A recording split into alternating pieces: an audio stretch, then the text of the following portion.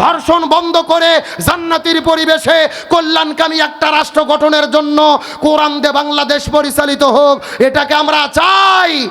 এই কোরআনের পক্ষে রায় দিতে কারা কারা রাজি আছেন? দুটি হাত আল্লাহকে তুলে দেখান। আবার অনেক হয়তো মন খারাপ করলেন, হুজুর আপনি চলেই যাবেন, তা আবার ভোটের কথা বললেন কেন? ভালো করে বোঝেন, আমার বাড়ি হলো বগুড়া জেলা। আমার বাড়িতে যেই কোরআন আছে ওই কোরআনের সূরা নিসার 85 নম্বর আয়াতে ভোটের কথা আছে। আপনাদের পাবনার কোরআনে নাও থাকতে পারে। আছে আছে? আচ্ছা কি আছে আমি কি বলবো? এটা বলার আগে একটা কথা বলি। বাংলাদেশে অনেকেই গুজব ছড়াচ্ছে যে জামাত ইসলাম নাকি জান্নাতের টিকিট বিক্রি করতেছে, এমন ফতুয়া শুনেছেন? আচ্ছা ইকবাল ভাই কি জান্নাতের টিকিট দিচ্ছে নাকি? আমির সাহেব দিচ্ছে? ওরা আমাদেরকে বলে যে জামাত ইসলাম জান্নাতের টিকিট বিক্রি করে, অথচ ওদের নেতারাই বক্তব্য দিচ্ছে শহীদ জিয়ার দল করে ধানের শীষে ভোট দিলেই জান্নাতে যাওয়া যাবে। ভালো করে বোঝেন, জান্নাতের টিকিট অত সোজা না। জান্নাতের টিকিট যদি জামাতের নেতাদের হাতে থাকতো, ওই আমাদের জামাতের দলের কর্মীদেরকে ওরা দিত না, টিকিট হেফাজত করে রেখে দিত, কিয়ামত পর্যন্ত যেন জামাতের নেতাদের বংশের লোকেরা জান্নাতে যেতে পারে। কথা কন না গা, টিকিট অতই সোজা।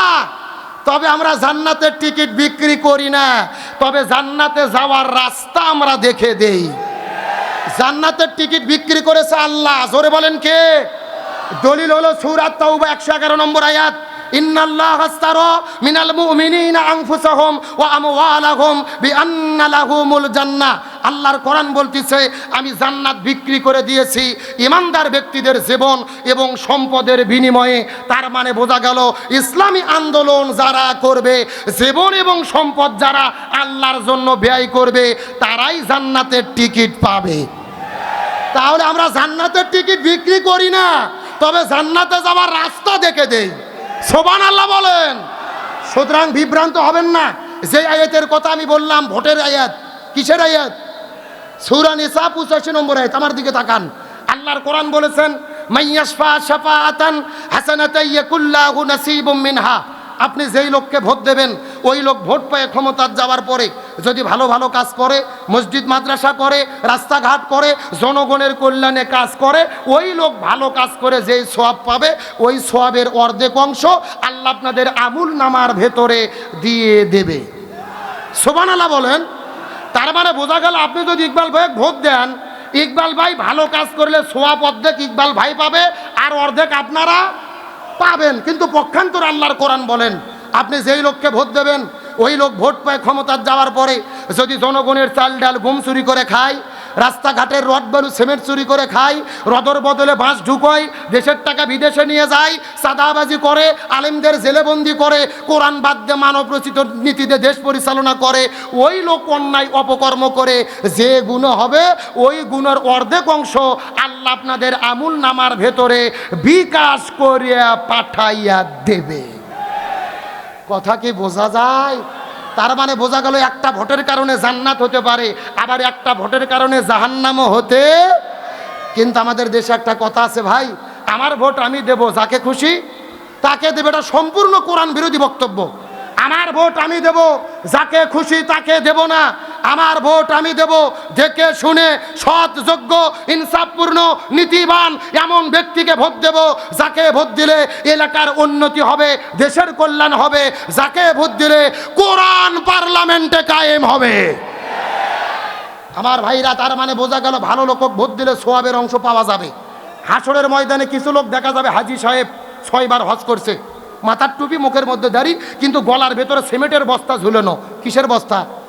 এলাকার লোক বলবে কেবা মুরব্বি 6 বার হজ করলেন, গলার মধ্যে সিমেন্টের বস্তা কেন?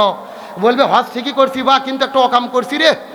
ভোটের দিনে গোপন ঘরত যাইয়ে এমন লোক ফিল মারছি, ও ক্ষমতা পাইয়া 200 ব্যাগ সিমেন্ট চুরি করছে, 100 ব্যাগ আল্লাহ দেশে ওর গলার ভেতরে, 100 ব্যাগ আল্লাহ দেশে আমার গলার ভেতরে। হাসরের ময়দানে দেখা যাবে কিছু হুজুরের আমুল নামার ভেতরে ধর্ষণের গুণ লেখা। এলাকার মুসল্লিরা বলবে হুজুর কি খবর, আপনার পিছে নামাজ পড়লাম, ধর্ষণের গুণ ব্যাপার কি, কবে ধর্ষণ করলেন? হুজুর বলবে আমি তো ধর্ষণ করিনি ভাই, ওই ভোটের দিনে গোপন ঘরত যাইয়া এমন মানুষক সিল মারছি, ও সেল পাইয়া ক্ষমতার যাইয়া 10 জন মেয়ে ধর্ষণ করছে। আল্লাহ 5টা ধর্ষণের গুণ ওর আমুল নামার মধ্যে দেশে, 5টা ধর্ষণের গুণ আমার আমুল নামার ভেতরে দেশে। জোরে বলেন সুবহানাল্লাহ। কে এ জোরে কর নাউজুবিল্লাহ। তার মানে বোঝা গেল ভালো যাকে ভোট দেবেন, ভালো কাজ করলে সব পাবেন, ও যদি খারাপ কাজ করে গুণের ভাগ পাবেন। এখন কাকে ভোট দেবেন বাড়িতে যাওয়ার পরেছে, নবী যেটা করতে বলেছে সেটা তোমাদের করতে হবে। ওমা নাহাকুম আনহু ফান্তাহু, নবী যেটা করে নাই, যেটা করতে নিষেধ করেছেন সেটা থেকে তোমাদেরকে দূরে থাকতে হবে। তার মানে বোঝা গেল এ পাবনার মুসলমান, নবীজি পুরো জীবনের ভেতরে যা যা করেছে আমাদেরকেও তাই তাই করতে হবে। আর নবী যেটা করে নাই আমাদের সেটা করা যাবে না। চিৎকার করে বলেন তো দেখি হুকুম কার? আরো জোরে।